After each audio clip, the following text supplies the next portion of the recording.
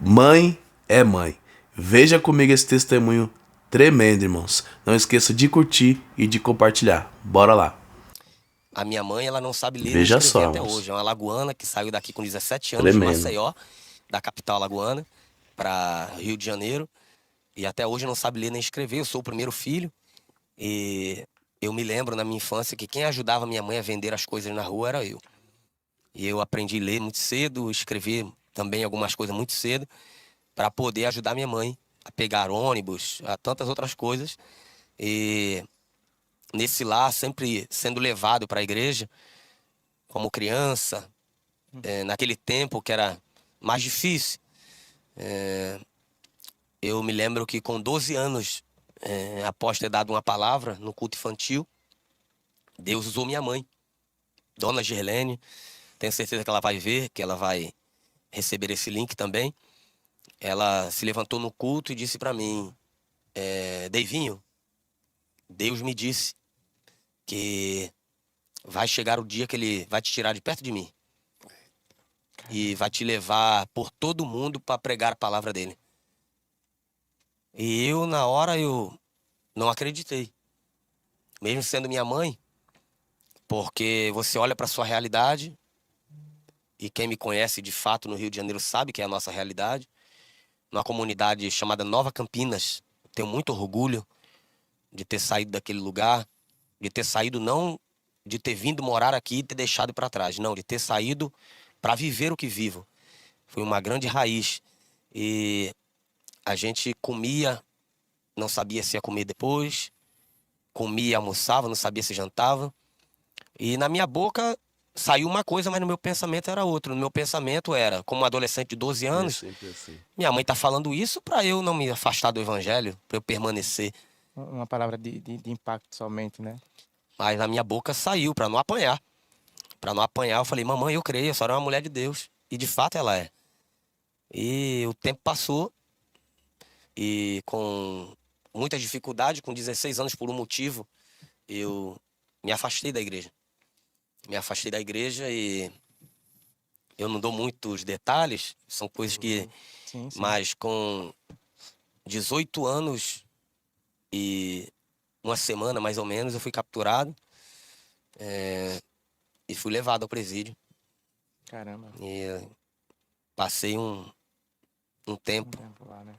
de uns 3 anos Meu Deus. depressivo e não sabia mais o que eu ia fazer. E na minha mente só vinha, se eu tivesse obedecido minha mãe, meu pai, talvez eu não estaria passando essa situação. Mas aí já era tarde e ali se frustra tudo que você ouviu no evangelho, que alguém diz que assim diz o Senhor, você diz, não, Deus não disse nada. Só que o tempo ele não consegue anular, Aquilo que Deus porque a disse. promessa de Deus não é um produto perecível, né? É verdade.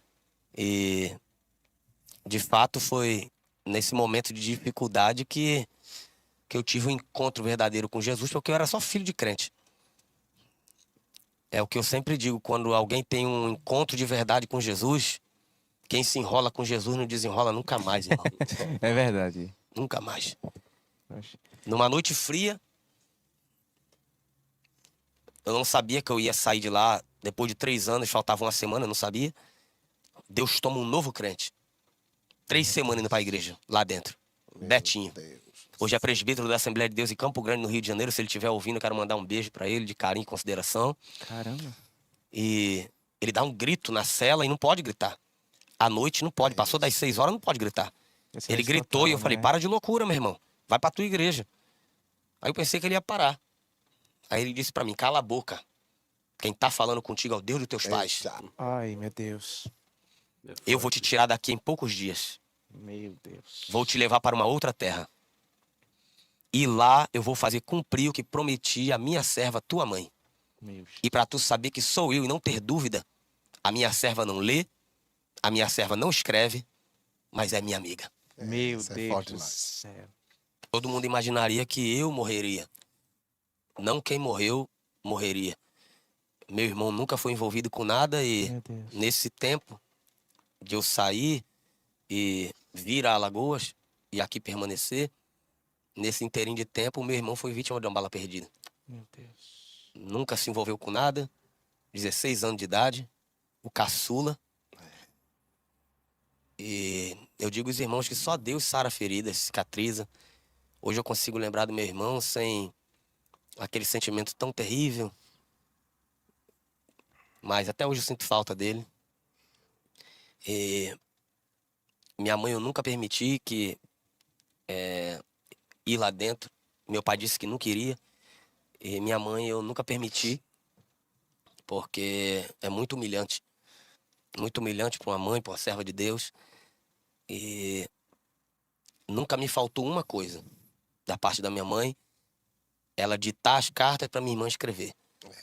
Meu Deus. E as cartas que minha mãe mandavam para mim me emocionam até hoje, porque em todas elas ela nunca falou algo diferente do que ela acreditava e dizia para mim acreditar. Sempre que eu abria as cartas, a letra era da minha irmã, mas a voz eu lia, ouvindo a voz dela.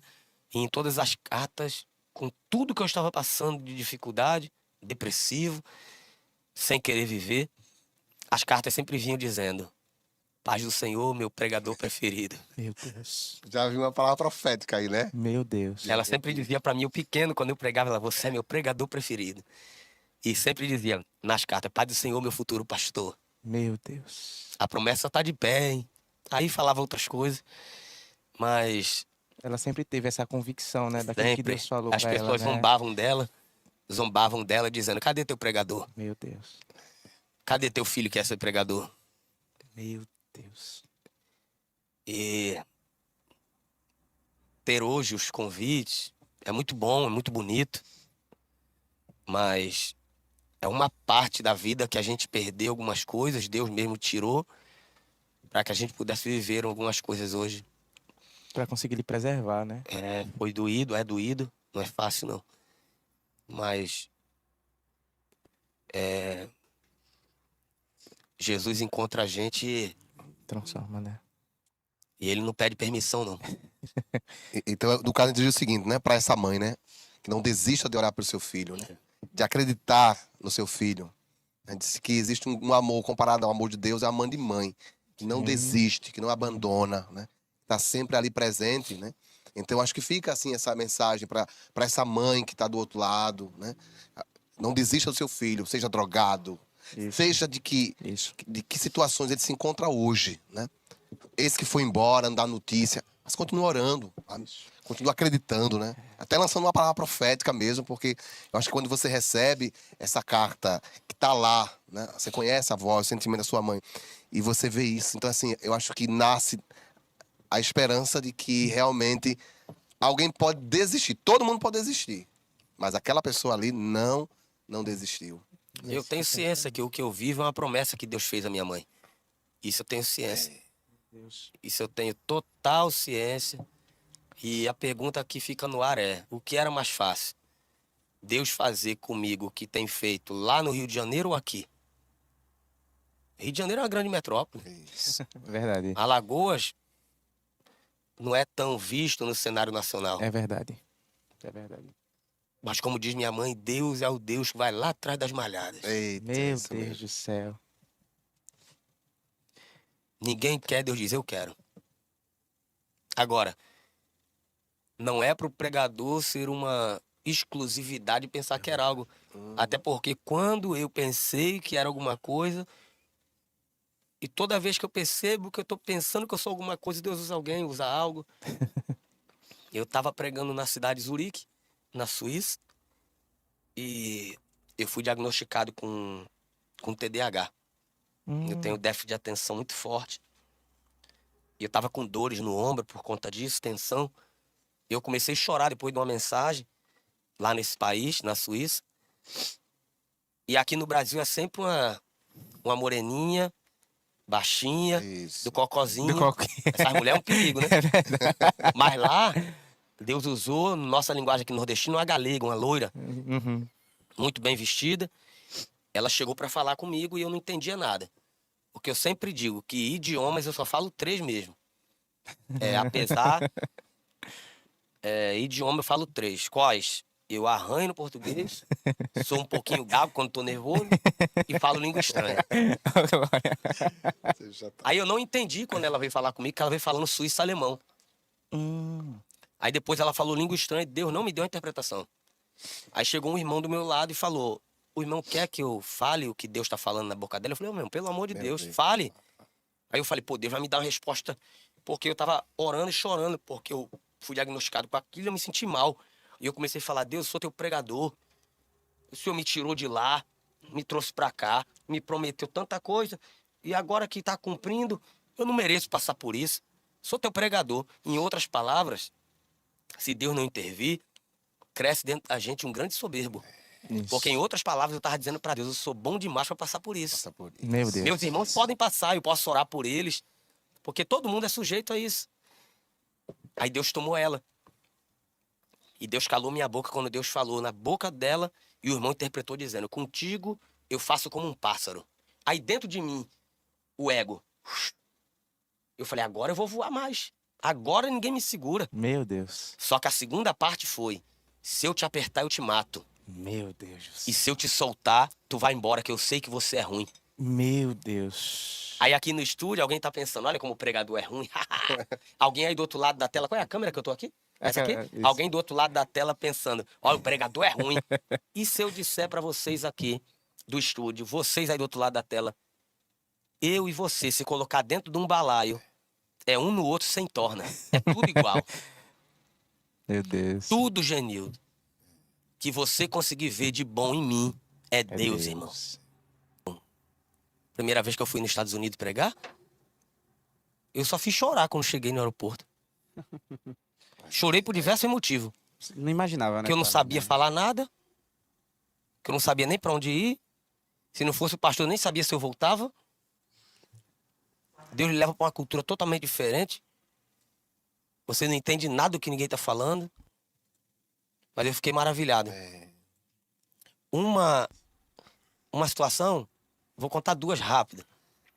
Uma foi no Chile, na nossa igreja no Chile, que mesmo sem saber na época falar um pouquinho espanhol, nada, pregando, e foi uma experiência tremenda. E no final, festividade de jovens lá. Eu chamei pra orar pelo povo. E eu comecei a pedir pra Deus batizar com o Espírito Santo. E as meninas falam espanhol, não falam nada em português.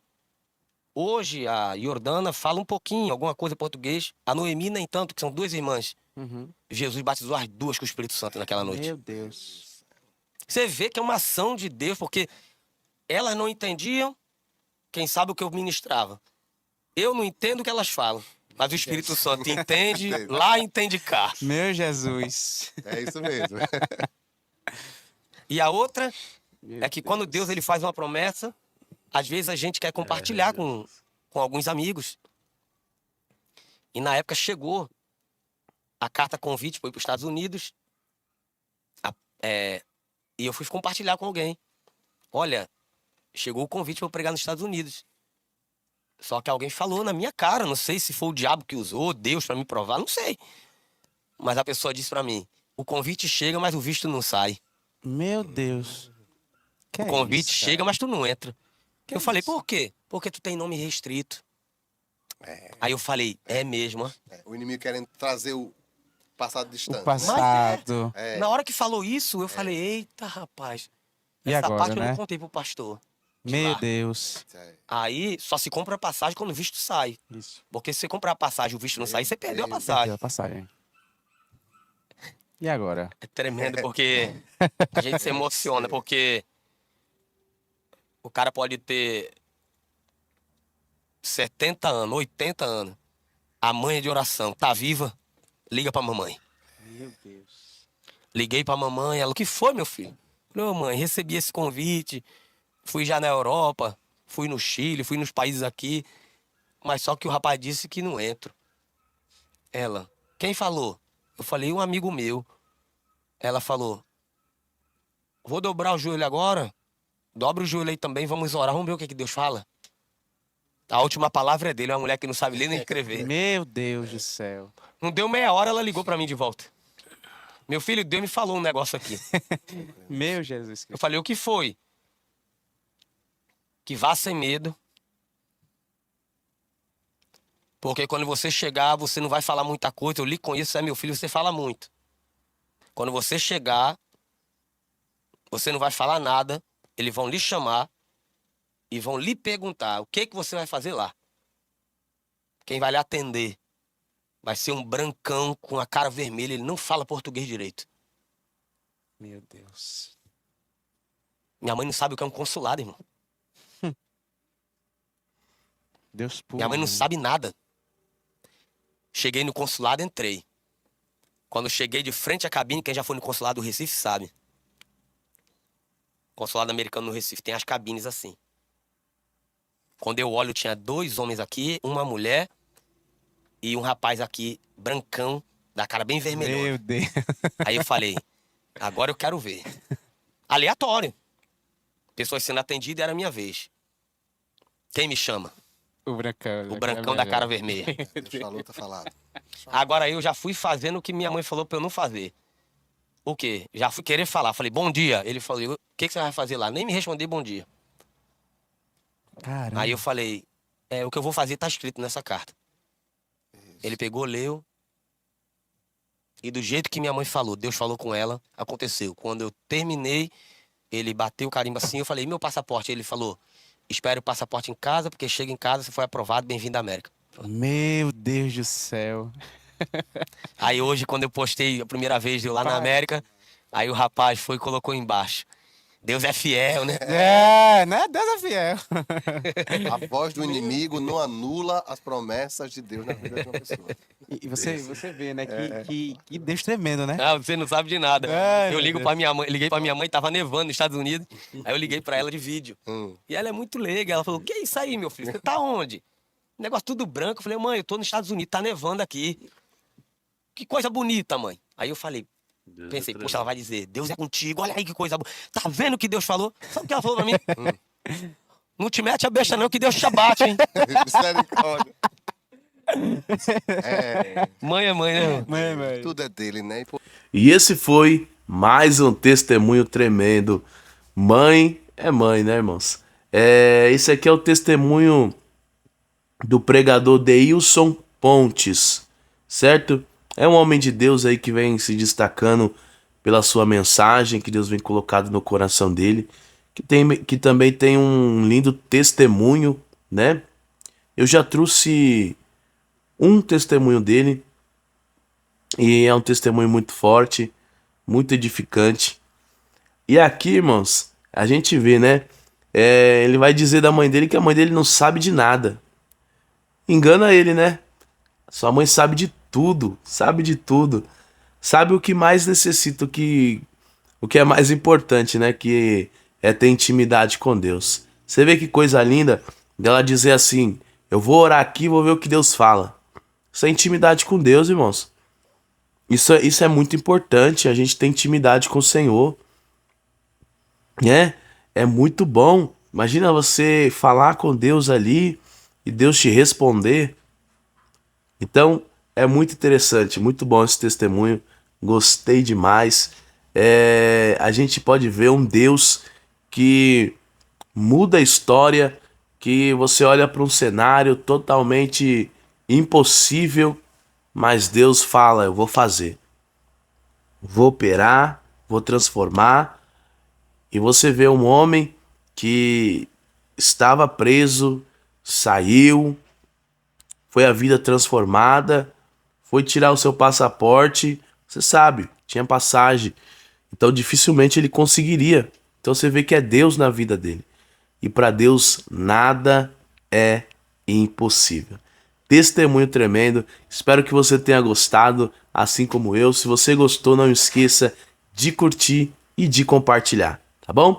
Que Deus abençoe sua vida. Fica na paz e até o próximo vídeo.